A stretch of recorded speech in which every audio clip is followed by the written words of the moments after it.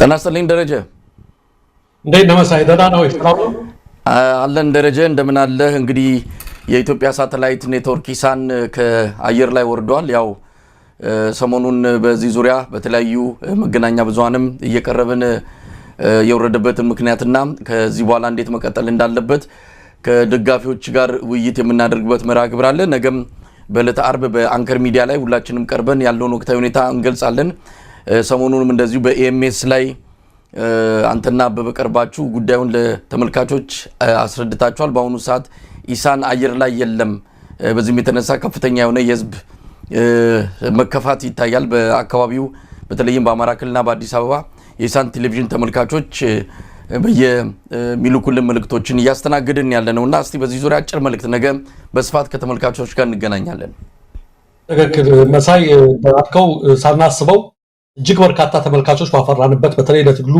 ከፍተኛ አስተዋጽኦ ያደረገ ባለበት በከፍተኛ ሰዎች እየታየ ባለበት ሁኔታ ላይ ድንገት መነሳቱ ብዙዎችን አስደንግጧል ፖስታችን ነው ወይም የስልክ መልእክታችን በዛው በኢትዮጵያን በተለይ ኢትዮጵያ ባሉ ወገኖቻችን እንደተጨናነቀ ነው ውጭ ያለው ከቲዩብም ከሌላም በኩል ብዙ አማራጮች አሉት ነገር ግን አገር ቤት ላለው ኢቭን ለፋኖች ጭምር ትልቅ የመረጃ ምንጭና ግብአት ስለሆነ የሚከታተሉ ስለሆነ በጣም ደንግጠዋል ትናንትና ከወንድማገኝና ከፋሲል ጋር በመግባት በኤምኤስ ጉዳዩን በተወሰነ ደረጃ አብራርተናል ሰዎችን መነቃቃት ጀምረዋል አንዳንድ ነገሮች ዘርዘንላቸዋል አሁንም ዛሬም እየተመለከትኩ ነበር አንዳንድ ወገኖቻችን ድጋፋቸውን እንደገና አጠናክረዋል ይሄ ነገር ሰዎች የህይወት መስዋዕትነት እየከፈሉ ያሉበት ሁኔታ ነው ደጋግመን ተናግረናል አባት ሁለት ልጆቹን ገብሮ ሜዳ ላይ የወጣበት ትግል ነው እናት ህፃናት አረጋውያን ሁሉ ህይወታቸውን የገበሩበት ትግል ነው ገንዘብ መስጠት ጥቂት ነገር ነው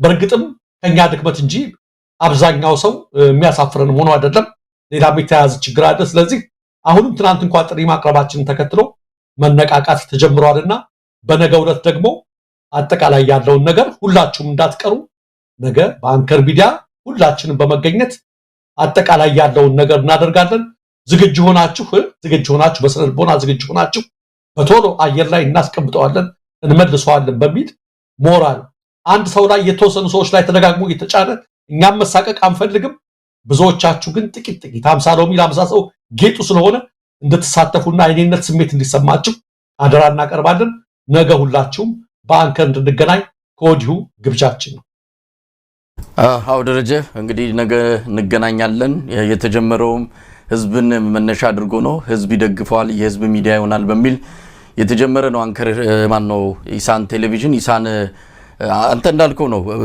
በጣም የሚገርም ሲቋረጥ ነው ምን ያህል አስፈላጊ እንደሆነ የታየን በዚህ ደረጃ ህዝብ ውስጥ መግባቱ በዚህ ደረጃ ግንባር ቀደም የመረጃና ትግሉን በተመለከተም ፊት መሪ መሆኑን የተረዳ ነው አሁን ነው ስለዚህ እነን በተለይ ውጭ ያሉት ኢትዮጵያውያን ላይታወቃቸው ይችላል እነሱ እዚህ የሚከፍሉት ገንዘብ እዚህ የሚሰጡት መዋጮ ወይም ደግሞ ድጋፍ እዛ ሀገር ቤት ላለው በጨለማ በመረጃ ጨለማ ለተዋጠው ህብረተሰብ ትልቅ አስተዋጽኦ አለውና ምናልባት እዚህ ላይ ታወቃችሁ ይችላል እዛ ግን ኢምፓክት ወይም ደግሞ ተጽዕኖ እየፈጠራችሁ መሆኑን እንድትረዱ ነው እንዳልከው ደረጀ ነገ በሰፊው ከተመልካቾች ጋር እንገናኛለን ያው ነጻ ቲዩብም በጥሩ ሁኔታ እየደች ነው እንደነገሩ ከሆነ ነጻ ቲዩብ ጥሩ ተመልካች ያገኘች ነው አሁንም ለነጻ ቲዩብ እንደዚሁ ድጋፍ በማድረግ በተለይም ደግሞ ሰብስክራይበር እና ሌሎች ከቻናሉ ጋር ተያይዞ የሚያስፈልጉ ድጋፎችን ያው ተመልካቹ እንዲያደርግ ዛሬም እንጠይቃለን ከታች ሊንኩ ይገኛል ሊንኩን እንደዚሁ በማስፈንጠሪያው ተጠቅማችሁ ወዳጅ ያልሆናችሁ ወዳጁኑ ሌሎቻችሁም ደግሞ ላይክ ሼር ብዙ ነገሮች አሉና በዛ ነጻ ቲዩብን እንድታግዙ እንጠይቃለን ደረጀ እስቲ ወደ ወቅታዊ ጉዳይ እንምጣ ምንድነው የምንሰማው አማራ ክልል ጎርፍ ነው መቼም በዚህ ደረጃ የኢትዮጵያ መከላከያ እንግዲህ ኢትዮጵያ የሚለው መከላከያ መቼም አንድ ሀገር ያለ መከላከያ አይቆምምና ለዛ ብለን የኢትዮጵያ ነው እንጂ ሲዋቀር ጀምሮ የኢትዮጵያ መከላከያን ቅርጽ ኢትዮጵያን በሚመጥን መልኩ የተቋቋመ መከላከያ አይደለም የአብይ አህመድ መከላከያ ነው የአብይ አህመድ ሰራዊት ነው እንደ ጎርፍ እየተማረከ ነው በሁለት ቀን ውስጥ ያየነው ብቻ በራሱ በጣም አስገራሚ ነው ምን ቀረ አማራ ክልል ላይ የሚል ነው እንግዲህ አንድ ያነጋገርኩት ጎጃም ፋኖ አንድ አመራር አባል አማራ ክልል ላይ የአብይ አህመድ ሰራዊት አንገቱ ተቆርጧል ነው ያለው ዝም ብሎ መፈራገጥ ነው አንገቱ ተቆርጦ የሚፈራገጥ እንደዛ አይነት ቁመና ላይ ነው የሚገኘው የሚል ነገር ነው የገለጸው። እስቲ የትላንት ጨምሮ ዛሬ በወሎ የሰማናቸው አሉ። በአንተ በኩል ለተመልካቾች ያቀረብካቸውን ዜናዎች ብታካፍለን። እሺ እንግዲህ መሳይ በጣም ይገርማል። የዛሬው እንዳልከው አክቹአሊ የሚገርሙ ብዙ ቦታ ላይ ነው ድል የተገኘው። የዛሬው ድል ለየት የሚያደርገው እስካሁን ቪዲዮ ያልደረሰም ቦታ አለ። ቪዲዮ ካልደረሰም ቦታ ላይ ከጎጃም ጅጋ ማለት ነው። ጅጋ ሜዳው አይታይም ነው የሚሉት ከተማ በአስከሬን ተሞልቷል። መሳይ አሁን ከመሸ ነው እሱ በጣም የሚዘገንን ነው አሉ። እንዳልከው ነው፣ ያሳዝናል። እነዚህ በግድ ሂዱ ተብለው የሚላኩ ናቸው። የሰው ልጆች ናቸው የመከላከያ አባላት። ነገር ግን ፋኖች እያደረጉ ያሉት የህልውና ተጋድሎ ነው ተብለዋል። ብዙዎቹ እየከዱ ነው። ይህን ነገር አውቀው የሚከዱ በርካታዎች አሉ። ነገር ግን ሊያጠፏቸው በተለያዩ አቅጣጫ በሚሄዱበት ጊዜ መመከትና የተለያየ ነገር ማድረግ ግድ ስለሆነ ዛሬ የጅጋ ሁኔታ ጠቅላላ አይታይም። ይሄ ብቻ አይደለም መሳይ፣ መካነ ሰላም ወሎ የሰማሁት ዜናና የተመለከትነው ነገር በጣም የሚዘገንን ነገር። መካነ ሰላም ወሎ ላይ የተገደሉት ሰው ወታደሮች በዝቶ ገበሬዎች በምን ተቸገሩ ታውቃለህ? እንግዲህ የሰው ልጅ ሲሞት ስንቆም ነው ሰው ምን መስለው። ሞተ ካልተቀበርክበት ሆኖ መሳይ 2-3 ቀን ምናምን ከቆየ አንድ የሰው ልጅ ሰውነት በጣም መጥፎ ነገር አለውና እጅግ በርካታ በቁጥር የሚያዳግት በየማሳው ላይ ወድቀው አካባቢው ተበክሏል። ጠቅላላ ማለት ነው ተበክሎ ሰብል መሰብሰብም አልቻልንም፣ በጤናችንም ጉዳት ደረሰብን የሚል ነው የአካባቢው አርሶ አደር ነዋሪዎች። ለምንድን ነው እናንተ ማትቀብሯቸው የሚል ጥያቄ ስናቀርብላቸው ምንድን ነው ያሉት? የዛሬ ወር አካባቢ ተመሳሳይ ውጊያ ተካሂዶ ወደ 40 ወታደሮች ወድቀው እዚህ የሚቀብራቸው አንስተው የሰው ልጅ ክቡር ነው ወድቆ እንደዚህ አይተውም፣ እነሱ ጥለዋቸው ቢሄዱ እኛ እንቅበራቸው ብለን ህብረተሰቡን አሰባስበን ቆፍረን መሬት ወስደን በክብር ለፍተን ሙሉ ቀን ስንቀብር ውለን ቀበርናቸው። ከመስተዳድሩና ከማዘጋጃ ቤቱ ሽልማት አልነበረም ያገኘ ነው። ከመከላከያዎች የቀበራችሁትን የወታደር መጠን ለሚዲያዎችና ለፋኖች ነግራችሁ ተሸነፉ አስብላችሁናል ብለው ወደ 10 ምናምን ሰዎችን አሰሩ። የተወሰነውን ተደበደበ። ያም በማድረጋቸው ስለዚህ አሁን ያልቀበር ነው አሉ እነዚህ አርሶ አደሮች። አሁን አንስተን እኛ ብንቀብራቸው ተመሳሳይ ነገር ነው የሚከሰትብን፣ ወይ ያስሩናል ወይ ይደበድቡናል። ስለዚህ ማዘጋጃ ቤቱ የሚመለከታቸው አካላት ይቀበሩልን የሚል ጥሪ እያቀረቡ ነው። ዛሬ እስከ ምሽት ድረስ አልተቀበረላቸውም ነው። ይሄ እንግዲህ ተመለከት፣ መከላከያ ነው። እናት አላቸው፣ አባት አላቸው፣ ልጆች አላቸው፣ ብዙ ነገር አላቸው። እና አብይ አህመድ በጭፍን ይልኳቸዋል፣ የተለያየ ነገር ያደርጓቸዋል፣ ያደርጋል። ሌላው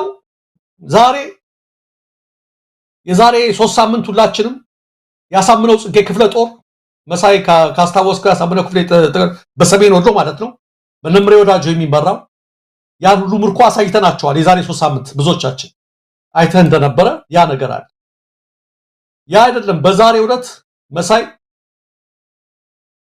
በሰሜን ምስራቅ እዝ 2ኛ ኮር ምክትል አዛዥ ኮሎኔል ጣዕመ የሚመራው 45ኛ ክፍለ ጦር 5ኛ እና 2ኛ ሻለቆች ሙሉ በሙሉ ተደምስሰዋል።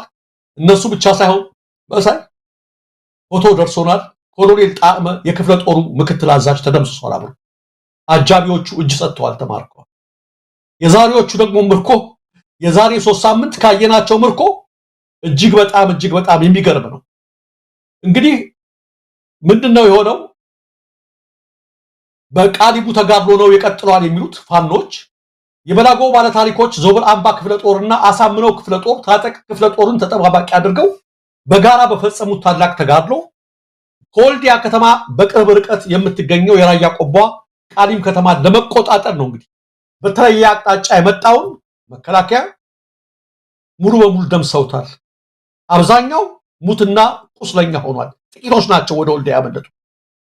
ከበላጎ ተራራ ስር የምትገኘውን ቃሊም ከተማ ለመቆጣጠር አስበው የመጣው የአብይ ሰራዊት አብዛኞቹ አዲስ ምልምል ሰራዊቶች ታጣቂዎች ናቸው ይላሉና የምሬ ወዳጆ ልጆች ነው በጣም የመቷቸው። 48ኛ ክፍለ ጦር 5ኛ እና 2ኛ ሻለቆች ሙሉ ለሙሉ በሚባል ደረጃ ተደምስሰዋል።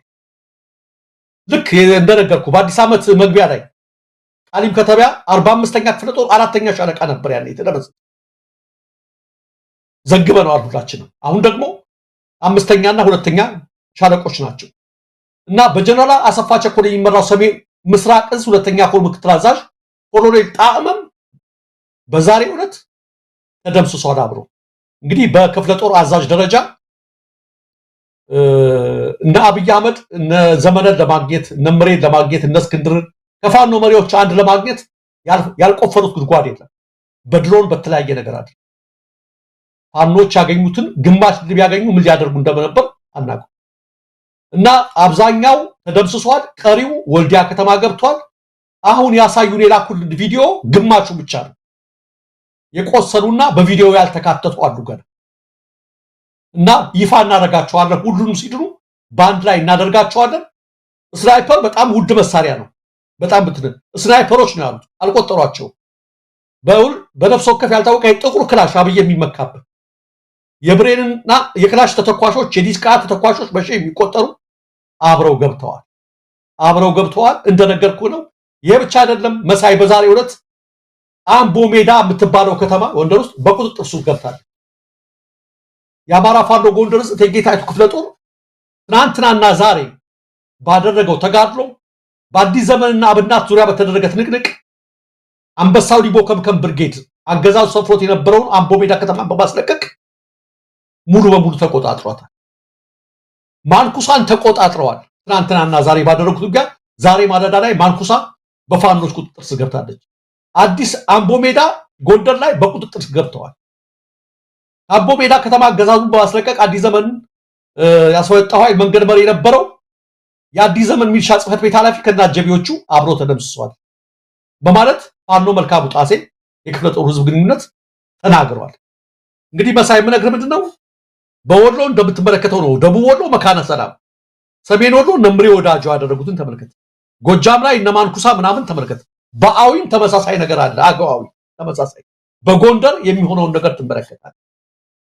በጉና ሰማይ ስር በጀነራል መሐመድ ተሰማ ከሚመራው ያገዛዝ ጦር ጋር የሚደረገው ፍልሚያ 5ኛ ቀን በያዘበት በዛሬው ዕለት ከማለዳ አንስቶ ትንቅንቁ አይሏል። ደግሞ ጉና አካባቢ ማለት እስከ አፍንጫው ታጥቆ ወደ ስፍራ የዘመተውን ጦር በአስተማማኝ ሁኔታ መተነዋል። በውጊያ ሊሳካላቸው ያልቻሉት ያገዛዙ ኃይሎች ሞሰቢት ከተማ ላይ ቤቶችን አቃጥለው ንጹሃንን ረሽነው አብልጠዋል።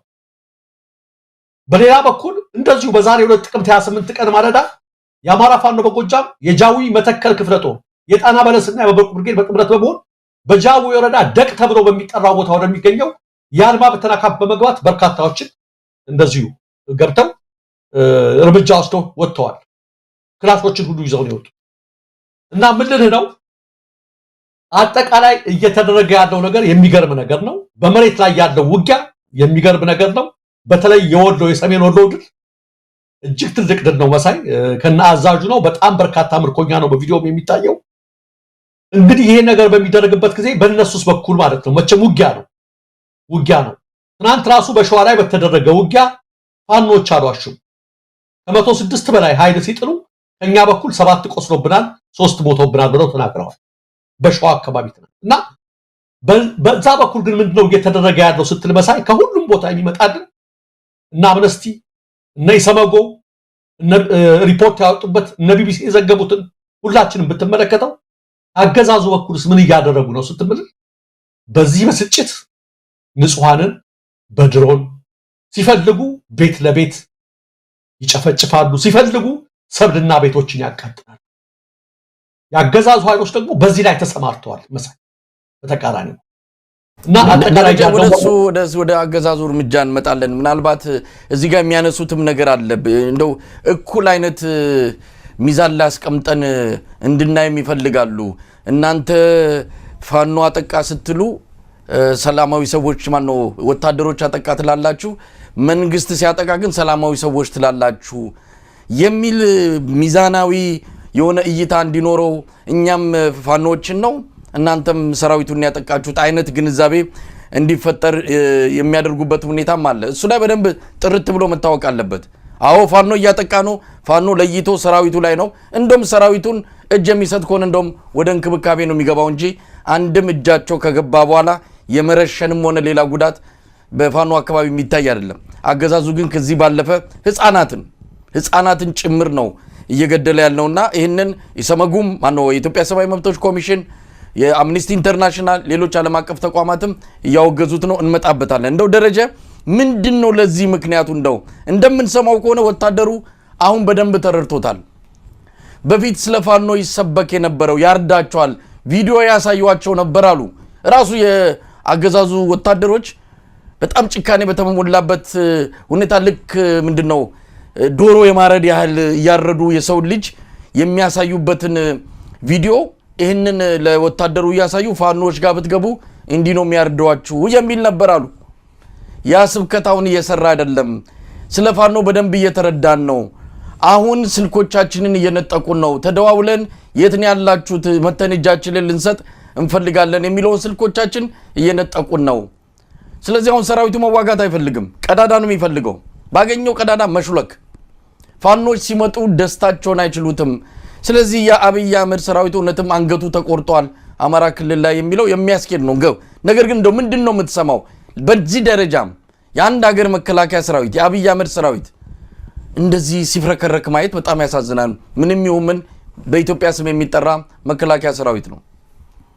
ልክ ነው መሳይ። ግን የቅድሙም አብሮ ብሄር ነው አሁን ጋር ለኋላ ቢቆይ አይደለም። የአንድ ሰራዊት የሞራል የበላይነት፣ የስነ ምግባር የበላይነት፣ አሸናፊነት እነዚህ ሁሉ የሚመነጩት ከምኑ መሳይ ሁሉ ደጋግመን እንደምለው ከያዘው ዓላማ አኳያ በውስጡ ከሰነቀው ዓላማ ከተነሳበት ዓላማ አኳያ ነው የሚሰንቀው። ከያዘው መሳሪያ አይደለም። ከያዘው ስናይፐርና ብሬን ከታጠቀው ድሮን ወይም መሳሪያ አይደለም። የአንድ ሰራዊት ጀግንነቱ፣ ስነ ምግባሩ፣ ዲሲፕሊኑ ይሄ ሁሉ በፋኖች ላይ የምንመለከታቸው ነገሮች የሰነቁት ከዓላማቸው ነው። ፋኖች የተያዙበት ዓላማ ምንድነው? የህዝባችንን ብሶት፣ ጭቆና፣ በደል ከሱ መገላገል አለብን። ይህ ለትውልዳችን ጭቆና አናስተላልፍ። ሞት ነው።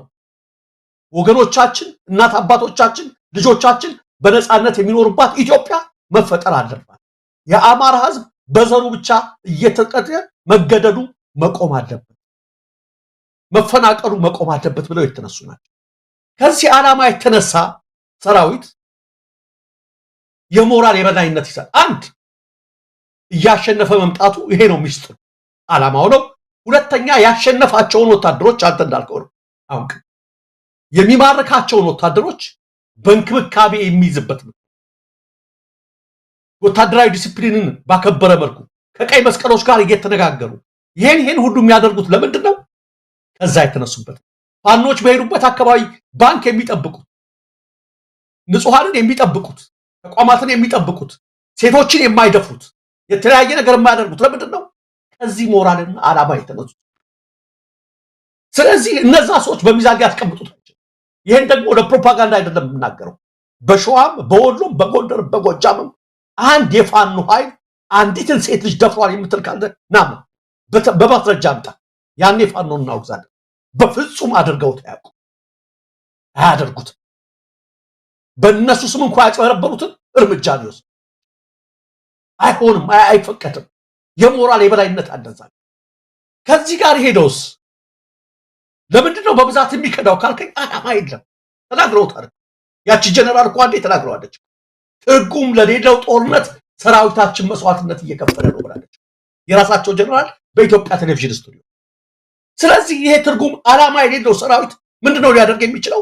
እጅ ሊሰጥ፣ ሊሸነፍ፣ ሊማረክ፣ ጥላቻ ካለበት ደግሞ ከውስጡ ምንድነው የሚያደርገው? እነሱ ጋር ከሆነ ሴት ሊደፍር፣ ባንክ ሊዘርፍ፣ ቤት ሊያቃጥል፣ አዝመራ ሊያቃጥል እንደምንሰማው ማለት። ስለዚህ እኛ ስንጮህ መሳይ ለማስመሰል ለውሸት አይደለም። እነ አብይ አህመድና እነ ብርሃኑ ጁላ እንዳለው ገጥመናል እንዳለው የፈለገ ድሮን የሚጠቀም የእነ አብይ አህመድና የእነ ብርሃኑ ጁላ ኢላማ ፋኖች ላይ ያነጣጠረ ቢሆን አንጮህም እኛ፣ ምክንያቱም ገጥመዋል። ወታደራዊ ኢላማቸውን ቢያነጣጥሩ እንደዚህ አናደርግም። ነገር ግን በተጨባጭ ማስረጃ 100% በተረጋገጠ ማስረጃ የጦርነት ነው ያጋጥማል በለው እንዳገኝ እያሉ እያዘዙ ሰምተናል እኮ አዛዦች። ህዝቡ ራሱ ፋኖ ነው እያሉ የታጠቁ ብቻ ሳይሆን ያልታጠቁ ሲቪሎችን በተለይ ወጣት ሆኖ አማራ ክልል ውስጥ መኖር ወንጀል እስኪመስል ድረስ በየቤቱ የገቡ ረሽነዋቸዋል። እኛ ብቻ አይደለም፣ እነ ቢቢሲ የራሳቸውን ነዋሪዎች እንትን ብለው የዘገቡትን ሂዳችሁ ተመልከቱ። ይሄንን ፋኖ አያደርገውም። የአብይ አህመድና የብርሃኑ ጁላ ጦር ፋኖ ላይ አነጣጥሮ ቢዋጋ ይችል ነበረ። ለምንድን ነው ይሄን የሚያደርገው የሚጨፈጭፈው ካልከኝ መሳይ የሞራል የበላይነት የለው።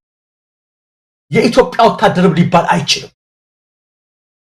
ብትመለከተው እኮ መሳይ ቅድም በአምስት አቅጣጫ ነው የገቡት። እንደምሬጋ ቅድም በስልክ ስናወራቸው ቃሊም ከተማ ላይ በአምስት አቅጣጫ የታጠቁት መሳሪያ የተማረኩት ብዛቱን ተው አታምኑ። በአምስት አቅጣጫ መጥተው በሰዓታት ውስጥ ነው የተማረኩት። በሰዓታት ውስጥ ነው የተማረኩት። ስበው በማስገባት እነሱን ተጠቀምበታል። በዛ ነው ጉድ ያደረጓቸው። አጠቃላይ ሁኔታቸው ውስጥ ተመለከተው በፊዚካል ፊትነስም በተለያየ ነገር ሊነጻጸሩ አይችልም። ይሄን የሚያውቁት አብይ አህመድና ብርሃኑ ጁላ ምንድነው እያደረጉ ያሉት? ፋኖችን ህዝቡ እንዲያማረራቸው በቃ እናንተ ናችሁ የምታስጨርሱን ብሎ እንዲማረር ህዝቡንም በለው ነው ያለው። ሰምተናል። በለው ህዝቡ ሲማረር ፋኖችን በቃችን ብሎ እንዲነሳ እናደርግ የሚል ይሄንን የጭካኔ ዘዴ ተጠቅመው ከህፃናት እስከ አዛውንት እዚህ ጋር መሳይ አናቀርበውም እንጂ የበራም ብላ አቅርቤዋለሁ። ግጭት ሰርተው የሚሄዱ የ16 እና የ17 ዓመት ሴት ልጆችን በጠራራ ፀሐይ አዲስ ቅዳም ከተማ ላይ መንገዱ ላይ አቅፎ አስገድዶ እየደፈራት መንገድ ላይ ከለመድ እንደው ምን አለ ያን እንኳን ወንጀል ሲሰሩ ምን አለ መለየውን ቢያወጡት ቢያንስ የኢትዮጵያ ወታደር ነው። ምን አለ መለያቸውን አውጥተው ያን ወንጀል ነው ከነመለያቸው ሴት የሚደፍሩ ግፍ የሚፈጽሙ በልተው ጠጥተው ዘርፈው ቤት ውስጥ የበሉበትን ወሰብ ረጋግጠው የሚሄዱ የሚደፉ ነውረኞችን ነው የተመለከተው። ይሄ ደግሞ ፋሽስታዊ ድርጊት ነው። ከምንድን ነው የመነጨው? ከዓላማ ቢስነት፣ ከጥላቻ ከዚህ አይነት ነገር ይመነጨው። ስለዚህ ስንጮህኛ የሰብአዊ መብት ጥሰት ተፈጽሟል ብለን ስንጮህ ለፋኖች ብለን አይደለም። ለፋኖችማ ቢባል ኖሮ አብይ አህመድው ከናዛዡ ከነኮሎኔል ጣዕመ ክፍለ ጦሩ ሲደመሰስለት አንድ የፋኖ አመራር መግደል እንዴት ያቅታችሁ ያለ ጀነራሎቹ ላይ ተጮባቸው አይደል የሚለው? አንድ እንኳን መች ገደሉ? አልገደሉም። አልያዙ እንኳን በህይወት መማረክ አንድ እነሱን ለማግኘት ተብሎ ግን እልፎችን ሲቪሎችን ገደሉ። እኛ ደግሞ ያልያደረው ወንዱ ሜዳ ላይ ከፈለጋችሁ ተዋጉ፣ በስመ በአማራ ህዝብ የጠላችሁትን አማራ ህዝብ አትጨርሱ፣ ወገን አትጨርሱ። ጠመንጃ አይተው የማያውቁ ጥይት ተኩሰው የማያውቁ እርሻ ገበሬዎች የሚያርሱ ገበሬዎችን አትግደሉ፣ ቤተክርስቲያንን አትናዱ፣ የአብነት ተማሪዎችን የቆሎ ተማሪዎችን አትግደሉ፣ ሴት እህቶቻችንን አትድፈሩ፣ እናቶቻችንን አትድፈሩ ነው እያለ እንጂ ለምን ፋኖ ጋር ተዋጋችሁ ብሎ የወቀሳቸው ማንም የለምና ይሄን ለሚዛን ማስቀመጥ ማለት አባይ ሚዛን በእግዚአብሔር ዘንድ አጸያፊ ነው ይላል መጽሐፍ። አጸያፊ ሚዛን ነው። እንዲህ አይነት ሚዛን የለም።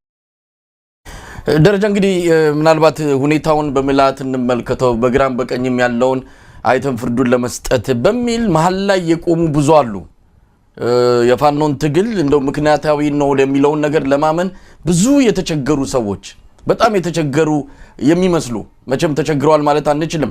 አንድ ህዝብ ሁሉና የተነካ ብሎ ወደ ተጋድሎ ሲገባ ልታግዘው ልደግፈው እንጂ ምንድነው ከጨካኝና አረመኔ አገዛዝ ጎን ተሰልፈ ምክንያት ስትፈልግ አትውልም። በትክክል ያ ህዝብ ተቸግሯል፣ ህልውናው አደጋ ውስጥ ገብቷል። ህልውናውን በመስዋዕትነት ለማስከበር የገባን ሰው ምክንያት ስትፈልግ ብትውል እንዲሁ ዝም ብለህ እንደው አውቆይተኛን ካልሆነ በስተቀር ልታገኝ አትችልም። ስለዚህ ለነዚህ ሰዎች ምናልባት ለነዚህ ሰዎች የምንላቸው እኛንም ተውን፣ ሌላ ስለዚህ ስለ ፋኖ ትግል የሚናገሩት ሚዲያዎችም ተዋቸው። ይሄው ኢሰመኮ በመንግስት በጀት የሚተዳደረው የኢትዮጵያ ሰብአዊ መብቶች ኮሚሽን እኮ መግለጫ ወጣ። በአዲስ ቅዳም የተገደሉትን በተመለከተ የአምነስቲ ኢንተርናሽናል መግለጫ ወጣ። ቢቢሲን እንግዲህ መቼም በፋኖ ደጋፊነት የሚጠረጥሩት አይደለም።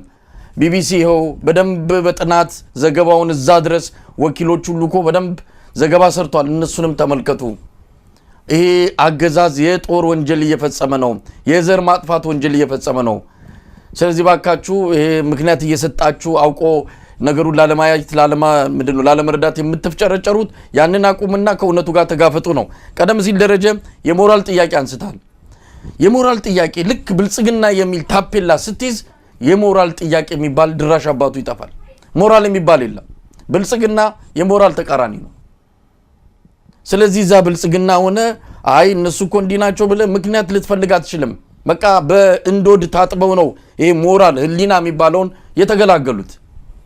ስለዚህ ብልጽግና ሆኖ አይ እንደዚህ ነው አይ እንደዛ ነው የሚል ነገር አያስፈልግም። ብልጽግና የሆነለት ለይቶለታል። አሁን ምናልባት ይሄን ነገር እንዴት ነው መጠቀም የሚገባው? ኢትዮጵያ ማነው አማራ ክልል ላይ የሉና ተጋድሎ ባንድ ጎን አለ፣ የህዝብ ልቂት ባንድ ጎን አለ። የሉና ተጋድሎ ምንድነው የወታደራዊ ተቋማትን ወታደራዊ ይዞታዎችን የወታደራዊ ምንድነው ሰዎች ላይ ያነጣጠረ ነው አለቀ። የአገዛዙ የአብይ አህመድ ጦር ግን ለይቶ ትምህርት ቤቶችን የጤና ተቋማትን ሰላማዊ ሰዎች የሚኖሩበትን እንደነዚህ አካባቢዎች ነው ያጠቃለውና እና አምነስቲ ኢንተርናሽናል የሚያወጡት ኢሰመኮ የሚያወጡት ዝም ብሎ በብላሽ መሆን የለበትም። ዓለም መንቃት አለበት። ምናልባት ይሄ አሜሪካ ውስጥ ያለው ምርጫ ትንሽ ግርግሩ ተመችቶታል አብይ አህመድ ዓለም ትኩረቱን ወደ አንድ ቦታ ስላደረገ በዚህ አጋጣሚ የሚችለው ላድርግ ብሎ ከፍተኛ እልቂት ፈጽሟል። አሁን ይህንን መነሻ አድርገን ለዓለም አቀፉ ማህበረሰብ አቤት የምንልበት ወቅት ላይ ነን ያለነው።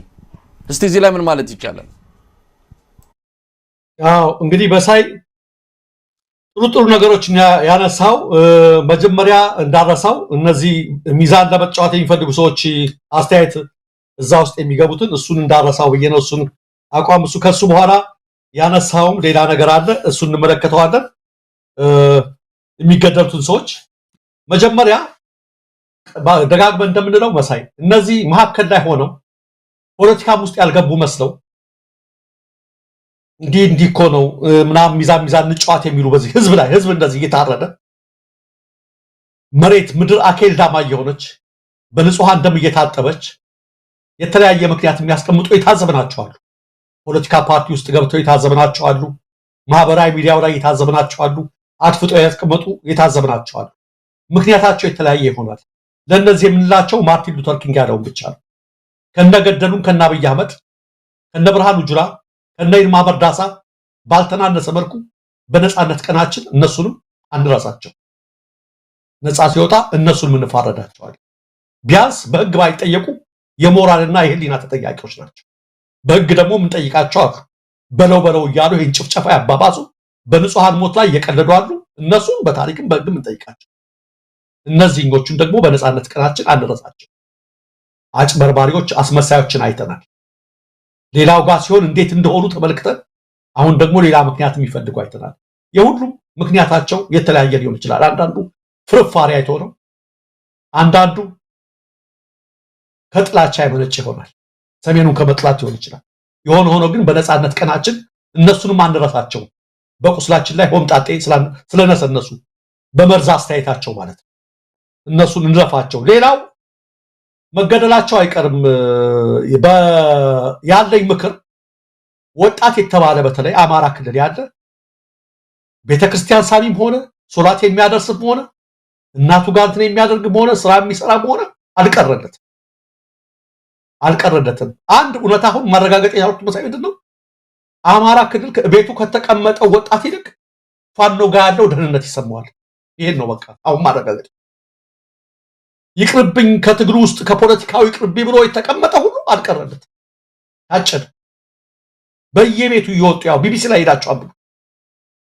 የሰመጉን መግለጫ አንብቡ። የሰመኮን አንብቡ። ከየቤቱ እየጎተቱ ፖለቲካ የማያውቅ ልጅ ጥይት አይቶ የማያውቅ ልጅ ቤተክርስቲያን ሳሚ ነኝ ብትል ሶላት አድራሽ ነኝ ብትል አልቀረልህም። ስለዚህ ቤት ተቀምጠህ የተቀመጥክ ወጣት ለመታረድ ወደ ቄራ እንደሚሄዱ ከብቶች ተራሃን ነው የምትጠብቀው። የአብይ አህመድ ኃይል እስካለ ድረስ ከአንተ ይልቅ ማነው አሁን በደህንነት ሁኔታ ላይ የሚገኙ? ከፋኖች ጋር ያሉ ናቸው። ይህን ማወቅ ያስፈልጋል። ገዳዮቹ ይገድሏል። በየቦታው እየመጡ ያደርጉት እንደምንሰማው ነው።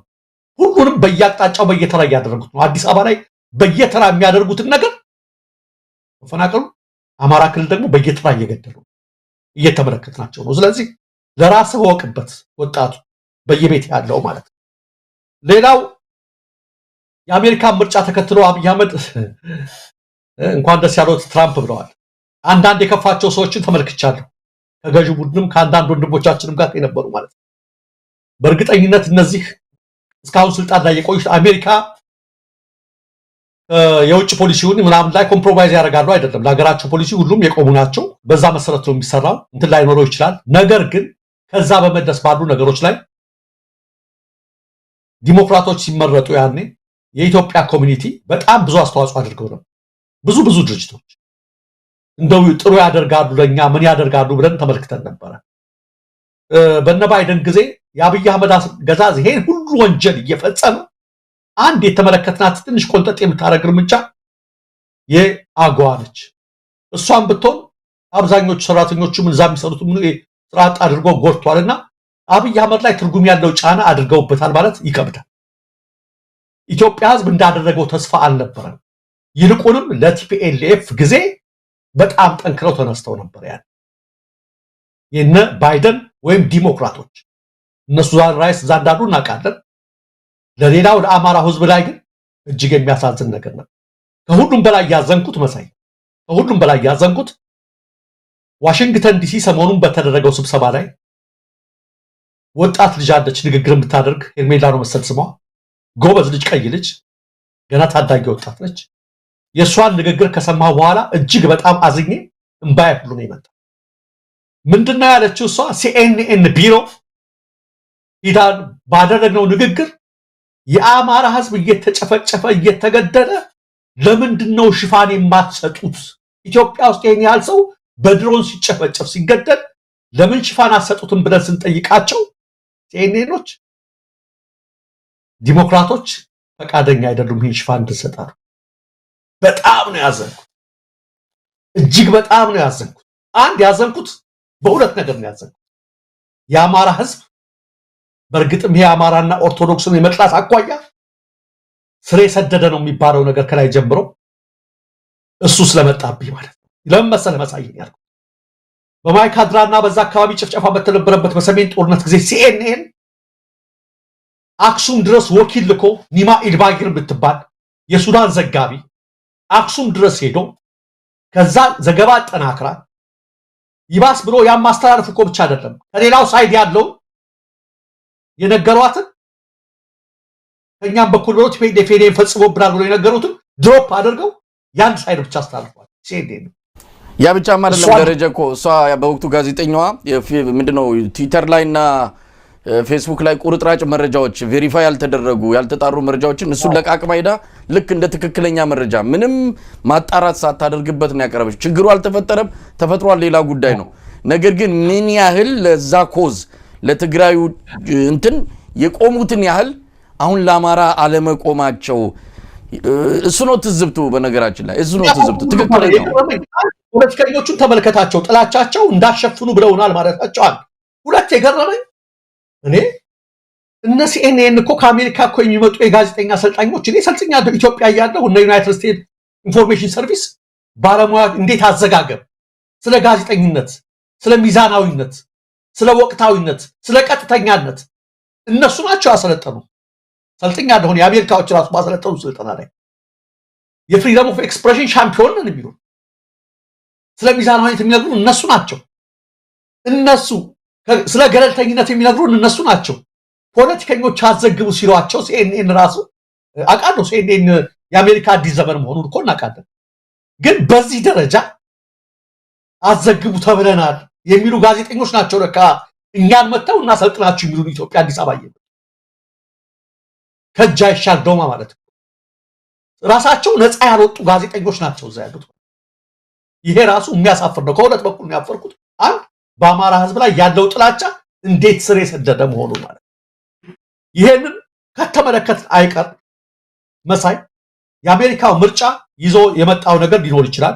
ለአሜሪካውያን በተለይ እዚህ ለአውሮፓ ለምንኖር በተለይ በዚህ በዩክሬን በራሻ በመናምን ያለው ፑቲን አስቆመዋለሁ እንዳሉት እንትን በትራምፕ አስቆሙት ብዙ ነገር እዚህ በእኛ ብሉሮ ላይ የተፈጠረ ነገር አለ። ከዛ አኳያ ጥሩ ይመስለኛል ሊሆን ይችላል። እንሞክረው። ግን ምን መቅደም አለብን መሰለህ መሳይ ፋኖች ህይወታቸውን አስይዘው ደማቸውን ከፍለው ይሄን ያህል በሚዋጉበት ጊዜ በዲያስፖራ በኩል ያለው ነገር እኩል አልሄደም። አንድ እውነት ማውራት አለብን። በዲያስፖራ የተጠናከረ እንቅስቃሴ እያየን ያለነው ሰሞኑን በትዊተርም በተለያየ ነገር መጥቷል። ትናንትና በተለይ በጆርጂያ አትላንታ ኮንግረስማን ጆናታን ቀርበው የአማራ ህዝብ እየተገደለ ነው ብለው ሲናገሩ ስለማቸው በጣም ተደሰቱ። ኢትዮጵያ ውስጥ የአማራ ህዝብ ላይ ያነጣጠረ ጥቃት እየተፈጸመ ነው ብለው ተናገሩ። አትላንታ ጆርጂያ ኮንግረስማኑን ጋብዘዋቸው ኮሚኒቲው ባዘጋጀው አንድ መድረክ ላይ ማለት ነው። በአሁኑ ሰዓት ያሉ ሴናተሮችን ኮንግረስማኖችን ኢትዮጵያን መቅደም መቻል አለብን። ስር ሰደው ይዘውን የነበሩት እነዛ አሁን ከስልጣናቸው ከ20 ምናምን በኋላ በዲስግሬስ በሆነ ሽንፈት በሰፊ ልዩነት ተባረዋል። በዲፕሎማሲውን ነገር ምንም የጎላ የተለየ ነገር ባያደርጉም ከኮንግረስማኖች ጋር ወኪሎቻችን ጋር በየከተሞቹ አሜሪካ ያላችሁ በሙሉ በኮሚኒቲ ደረጃ በጣም ቀልጣፋና ታላቅ ስራ መስራት አለባቸው። ቢያንስ ፒኤልኤፎች ይሰሩት የነበሩትን አይነት ስራ አጋር መሰብሰብ መቻል አለበት።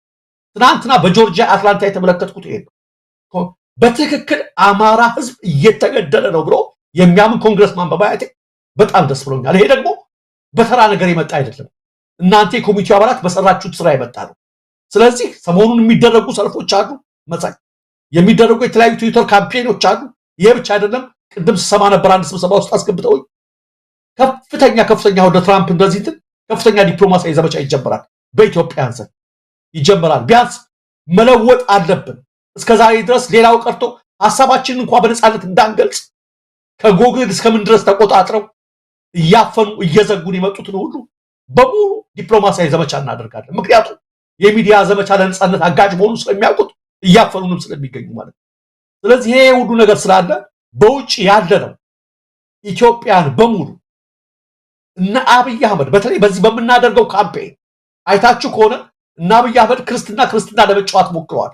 የትራምፕን መምጣት ተከትሎ አዎ ዶናልድ ትራምፕ ክርስቲያን ናቸው እና አብይ አህመድ ግን ክርስቲያን አይደለም። በክርስትና ስም የመጡ ሐሳውያን መሲሖች ናቸው። የአብርሃም ሃይማኖት ኢትዮጵያ ውስጥ ምን ያደርጋል ብለው የተናገሩ ናቸው። እስልምናና ነባሩን ክርስትና እንደሚጠሩ በተግባር ያሳዩን ናቸው። ስማችን ሁሉ መቀየር አለበት ያሉ ሰዎች ናቸው። ዛሬ እነዚህ ሰዎች በኦርቶዶክስ ላይና በኢትዮጵያ ሙስሊም ላይ ያደረጉት በደል ሊደርስ አይገባም። ትልቅ እና አቡነ ጴጥሮስን 18 ሰዓት ከአውሮፕላን ተጉዘው እንዴት እንደመለሷቸው እናውቃለን። እነዚህ አጀንዳዎች ናቸው አሁን መውጣት ያለባቸው።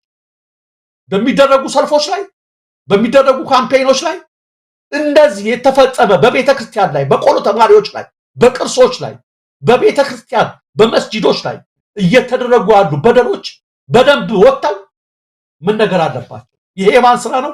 በውጭ ሀገር በተለይ በአሜሪካ የምትኖሩ ዲያስፖራ ትልቁ ስራችሁ ይሄ መሆን አለ።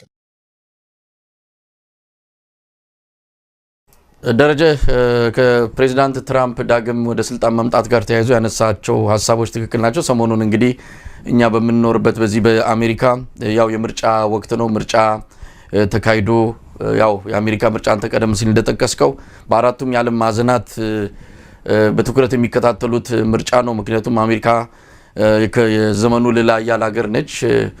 በዓለም ላይ በየትኛውም አቅጣጫ ተጽዕኖ ከፍተኛ ስለሆነ ሀገራት በንቃት የሚከታተሉት ምርጫ ነው። የፕሬዚዳንት ትራምፕ ደግሞ የተለየ ሰው ነው ካለው አጠቃላይ አነሳሱ ከዚህ በፊትም ሲያደርግ እንደነበረው ከዘረኝነት ጋር ያለው የተለያዩ ነገሮች እየተነሳ ጉዳዩን በተለያየ ስሜት የሚከታተሉት አሉ። አሁን ከዚህ ከአምባገነን መሪዎች ጋር በተያያዘ ነው እንግዲህ አንተ የጠቀስከው ነገር አለ እና አብይ በነገራችን ላይ ቀድመን ሰምተን ነበር።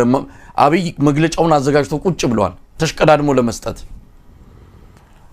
የፔንሲልቬኒያ ውጤት ገና እንደታወቀ ነው። ምናልባት ትራምፕ 270 የሚያስፈልገውን ኢሌክቶራል ድምጽ ከማግኘቱ ጋር አንድ ላይ ነው አብይ አህመድም እንኳን ደስ አሎት በሚል ተሽቀዳድሞ ከቤንያሚን ኔታንያሁና ከፈረንሳይ ፕሬዝዳንት እኩል መጀመሪያ የእንኳን አደረሳችሁ መልእክት የላከው። ሚዲያዎች እየዘገቡ ያሉት የሁለቱን ነው። አብይን በስም አይጠሩትም፣ ነገም ሊጠሩት አይችሉም። ፕሬዝዳንት ትራምፕ በነገራችን ላይ ብዙ መጥፎ ነገር እንዳላቸው ሁሉ አንድ መልካም ነገራቸው የአምባገነን ወይም ደግሞ እንደነዚህ አይነት የዘረኞች በተለይም ደግሞ አፍሪካ ውስጥ ያሉ እንደነዚህ አይነት አምባገነን መሪዎች መድኃኒት ናቸው። በዚህ አንጻር ነገ ከነገ ወዲያ ገንዘብ እናገኛለን የሚባል ነገር የለም። እሱ ከአሜሪካ የሚወጣ ገንዘብ አይፈልግም ትራምፕ። ስለዚህ እና አብይ አህመድ የሚጠብቁት ነገር ካለ መጀመሪያ ትራምፕ ምን እንደሆነ ማወቅ አለባቸው። ለማንኛውም ተሽቀዳድሞ ያለው ነገር ለፖለቲካ ምናልባት የኛ 250 ዓመት ታሪክ የአሜሪካ ጋር ያለን የ100 ዓመት የዲፕሎማሲ ግንኙነት በእንደዚህ አይነት የሚሸፈን አይደለም። እያንዳንዷን ነገር አሜሪካውያን በተለይም ደግሞ ሪፐብሊካን በንቃት የሚከታተሉት ነው። ስለዚህ ለናብይ የሚመች መሪ አይደለም የመጣው ለናብይ የሚመች ሳይሆን ምናልባትም የሚቀጣ ሊሆን ይችላል ስለዚህ ይሄ ምንድነው በትራምፕ መምጣት ደስታ ላይ ያሉ የብልጽግና ሰዎች ካሉ ግድለም ትንሽ ጊዜ ጠብቁና ሁሉን ነገር አብረን የምናየው ይሆናል ከማለት ውጪ ሌላ ምንም ማለት አንችልም እንግዲህ ደጋፊዎችን በተመለከተ ለዚህ ውጪ የሚኖሩ ኢትዮጵያንን ያልከው ትክክል ነው ያስኬዳል ተጽኖ ፈጣሪ ናቸው በነገራችን ላይ እኛ እዚህ በመንገኝበት ቨርጂኒያ አካባቢ ኢትዮጵያን ባመጡት ለውጥ ነው የቨርጂኒያ ገቨርነር የተቀየረው ኢትዮጵያን በሰጡት ድምጽ ተጽኖ አላቸው በተለይ ኢትዮጵያን በብዛት በሚገኙባቸው አካባቢዎች በዚህ በዋሽንግተን ዲሲ እና አካባቢ በአትላንታ በቤይ ኤሪያ በካሊፎርኒያ አካባቢ የኢትዮጵያውያን ድምጽ ትልቅ ነው ተጽኖ ማምጣት ይችላል አሁን ደግሞ ወደ ፖለቲካም እየገቡ ነው አንዳንድ ኢትዮጵያውያን ወደ ምንድነው ኮንግረስ ለመግባት መንገድ ላይ ነው ያሉት ስለዚህ ተጽኖ መፍጠራችን አይቀርም ነገ ከነጎዲያ በሰልፍ ብቻ ሳይሆን ፖለቲካ ውስጥ ሁሉ ገብተው ኢትዮጵያውያን ተጽኖ የሚፈጥሩበት ጊዜ ይመጣል አሁን ግን በአማራ ክልል በተለይ በአማራ ህዝብ ላይ እየተፈጸመ ያለውን ግፍ ግን በግፉ ልክ እየጮህን አይደለም አዎ ተጀምሯል አንዳንድ እንቅስቃሴዎችን እያየን ነው ግን በሚፈጸመው ግፍ መጠን እየጮህን አይደለንም ሰልፎች ተዘጋጅቷል በሰልፍ ብቻ መቆም የለበትም አንዳንድ እንቅስቃሴዎችን ጅምር ጥረቶችን እያየን ነው እሱም በደንብ መሄድ አለባቸው በዚህ አጋጣሚ ለንደን ላይ ያሉ ኢትዮጵያውያን የሚያደርጉት ነገር በግል 3-4 ወጣቶች በተለይ ብዙ ጊዜ የምናያቸው ናቸው አሁን ሰሞኑንም አንድ የተባበሩት አረብ ኤሚሬት የተዘጋጀ አንድ ኮንፈረንስ ነበረ ለንደን ላይ እዛ ገብተው ያደረጉት ነገር ትልቅ ትኩረትን አግኝቷል እውነት ለመናገር ትልቅ እርምጃ ነው የወሰዱት ዩናይትድ አረብ ኤሚሬት በኢትዮጵያ ውስጥ መሰስብላ ገብታለች እጇን አስገብታለች እየፈተፈተች ነው አብይ አህመድ ቤተ መንግስቱን ጓዳውን በርግዶ ከፍቶላታል ኢትዮጵያ ላይ ለሚፈጸመው አማራ ህዝብ ላይ ለሚወረወረው ያንዳንዷ ድሮን የዩናይትድ አረብ ኤሚሬት ሳንቲም አለበት ይሄን በደንብ ማወቅ አለብን ስለዚህ ለንደን ላይ ኢትዮጵያውያን ወጣቶች የፈጸሙትን እናደንቃለን መሰል ነገሮች በተለያየ አካባቢ መፈጸም ይኖርበታል የሚል ነው ደረጃ ወደ ሌሎቹ ዜናዎች እንሂድ 40 የፌደራል ፖሊስ አባላት መሳሪያቸውን አስቀምጠው ተገድለዋል እስቲ ስለሱ ማንስተ የተወሰነ መረጃ አካፍለን ኦኬ ይሄ በጣም የሚያሳዝንና እስካሁን ድረስ ምንም ያልተባለበት መረጃ ነው እጅግ ያሳዝናል ተመልካቾቻችን ይሄ መረጃ አሁን እኔና መሳይ ስንነጋገርበት 3ኛ ቀን ሊሆን ነው 2 ቀን አልፎታል ከፌደራል ፖሊስ 42 ፖሊሶች ትጥቃቸውን አውርደው በጅማ ዙሪያ ያሉ አርሶ አደሮች ሰብል እንዲያጭዱ ማለት የደረሰ ሰብል እንዲያጭዱ ተብለው ተላኩ እና ራሱ አዳላካቸው ግዳጅ ነው የተሰጣቸው ለምን መሳሪያ እንዲያወርዱ ተደረገ የሚል አሁን ቁጭት በጓዶቻቸው ዘንድ ያደረው እነዚህ 42 ፖሊሶች ያጨዱ ባለበት ሰዓት ላይ ዙሪያቸውን ተከበቡ ዙሪያቸውን የተከበቡት አገዛዙ ሸኔ ነው የሚላቸው እኛ ደግሞ ኮሬን የገኛ ነው የሚላቸው ያው ነው አብረው ነው ያደረጉ ያሉት ተከበቡ መሳይ የታጠቁትን ዝናር ያንዳንዳ አርከፈከፉባቸው ባዶጃቸው ናቸው ሰው መሆን እስከሚያስጠላ ድረስ ከገደሏቸው በኋላ ትቷቸው ሲሄዱ ምን አለ ምንም የመንግስት ፖሊሶች ቢሆኑ ሚስት አላቸው ትዳር አላቸው ልጆች አላቸው የሚያሳዝን ነገር አረዷቸው አንገታቸው የ42 በሰይፍ ከገደሏቸው በኋላ ይዘገነናል ለማውራት ራሱ ይዘገነናል የቀብር ሁኔታቸው የተፈጸመው መሳይ በጣም ለመለየት አስቸጋሪ ሆኖ አስከሬናቸው ለቤተሰብ ሲላክ ማንኛው ነው ማን እንግዲህ ታርዶም ተብሎ ደምፈሶውን ተብሎ ማን የሚለይ የለም በደም ተጨመላልቋል እንደምንም ተብሎ የሁላቸውም ቀብር ተፈጸመ እጅግ ያዘንኩት ፌደራል ፖሊስ ምንም አላለም የጅማ ፖሊስ ምንም መግለጫ አልሰጠም የመንግስት መገናኛ ብዙሃን ስለማይረባ ነገር የውጭ ሀገር ዜና ምናምን ይያሉ ለቃቅመው የሚያወሩት ሰዎች ቢያንስ እንኳን ዝም ብለው 42 ፖሊሶች አረፉ እንኳን ብለው አልነገሩንም ዜናው ይሄ ለዓለም አቀፍ ደረጃ ትልቅ ዜና ነው ሰበር ዜና መሆን የሚችል ጫን ነው 42 የፌደራል ፖሊስ አባላት ተገድለው ታረዱ የሚል ነገር በጣም ትንቢልኛ በማህበራዊ ሚዲያ ላይ ያጋራ ነው በማህበራዊ ሚዲያ ላይ ሳጋራው እነዚህ በሆዳቸው የወደቁ አእምሮና ሞራል የሌላቸው መተው ኮሜንት ለማድረግ ዛጋ ተሽቀዳድመው ምን ይላሉ እነዚህ ክብረ አባላት ይባሉ እንዴት ለጋዜጠኝነት ያወክም ይያልክ እንዴት ታረዱ ተገደሉ ብትለው አይሻልም ወይ ታረዱ የሚለው እኮ ሰው ያስደነግጣል አባባሉ ምናምን ብሎ አንዱ ሲያረግ መስለኩበት ለምንድን ነው መሳይ እነዚህ ሰዎች ያልተደረገ ተደረገ ብለው አኖሌ ላይ ሐውልት ያቆሙ ናቸው። በኢትዮጵያ ስነ ስርዓትና ማነር ህግ መሰረት እንኳን አንድ ንጉስ አይደለም አንድ ተራ ሽፍታም ጡት አይቆርጥም የሴት ልጅ። ትልቁን ንጉስ አጼ ምኒልክ ጡት ቆረጡ የሚል ትርክት ፈጥረው ያልተባለ ውሸት መሆኑን እነነጋሶ ጊዳዳ በዛ ጉዳይ ትሳቸውን የሰሩት እነነጋሶ ጊዳዳ አጋልጣውታል። ምኒልክ ይሄን ነገር አልፈጸሙም። የዛ አይነት የውሸት ትርክት ሰርተው ሐውልት ያቆሙ ሰዎች በውሸት ሐውልት አደባባይ ላይ ያቆሙ ሰዎች በእነሱ ዘመን የተፈጸመውን ይሄን ዘግናኝ ግፍ ለምን አረድ ካልክ ሲሉ ሞራሉን ከየት እንዳገኙት ብቻ ነው። ተረዱ እኮ የሚለው ነገር ትንሽ ያስደነግጣል። ትንሽ እንደው ከዚህ ከጋዜጠኝነት አኳያ ሲሉ እና አሪዮ አፍተር ኦል እናንተ እነማን ናችሁ? እናንተ እነማን ናችሁ? ይሄን ለማለት ለምን የነሱ ወንጀል የምኒልክ ውሸት መሆኑ ወጥቷል። ሁለት ከመቶ ዓመታት በፊት ተደረገ የሚሉ ናቸው። ከድርጊቱ ይልቅ ቃሉ ለምን ዘገነናቸው? አዎ አይናችን ያይ ተፈጸመ እንትና ሻምፒዮን ሆኖ አለዛ ለጭካኔው ሻምፒዮን ሆኖ እንዲህ አይነት ጭካኔ ታይቶ ያውቃል እንዴ መሳይ በሀገራችን? ይሄ ነው ሊሸፈን ሆነ ያቀረብሩ ገሌል ተቆረጠ ምናምን የሚሉት ነገር ከውሸት ታሪክ ይልቅ በአይናችን አየን። ሰው ሲታረድ በጥይት ከተገደ በኋላ 42 ፖሊስ አንገቱ ተቀዳ። ይሄ እኮ ታሪክ ነው፣ የሚጻፍ እኮ ታሪክ ነው መሰለኝ። ዘግናኝ ታሪክ ነው፣ ጉድ የሚባል ታሪክ። ምን የቀረን ወንጀል አለ ነው? ኢትዮጵያን ፈሪሃ እግዚአብሔር አላህን የምንፈራ ምናምን የሚባለውን ነገር ሁሉ እንድንጠራጠር የሚያደርግ ነገር ነው። በዛች ምድር ምንድነው የሚባለው መሳይ? ለምን ከገደሏቸው በጥይት ከአንድ ሁለቴ ከገደሏቸው እንደዛም በሳስተው ይግደሏቸው ከሞቱላቸውስ በኋላ ለምን ጥሏቸው አልሄዱ? ምንድነው እየተደረገ?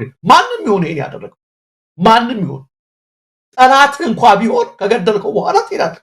ከማረከው ትንከባከበዋለህ፣ ካልሆነ ገደለው ትሄዳለህ። ከገደልከው በኋላ ለስነ ስርዓት እንኳን እንዳይቀበር የሁሉንም አንገት መቅላት ምን ማለት ነው? እግዚኦ መሐረነ ክርስቶስ የሚያስ እንዲህ አይነት ጭካኔ ነው።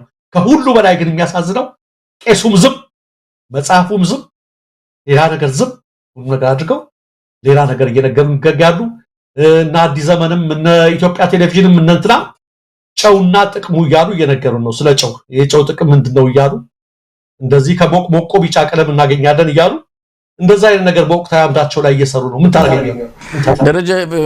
ሰሞኑን ነው ባለፈው ሳምንት መሰለኝ በዛ በሰሜን ሸዋ እንደዚሁ የወረዳ አስተዳዳሪን ጨምሮ ከ100 በላይ የሚሆኑ የመንግስት ታጣቂዎች እና የመንግስት አመራሮች ናቸው በሸኔ በሚል እንግዲህ እንዳልከው ሸኔ የሚለው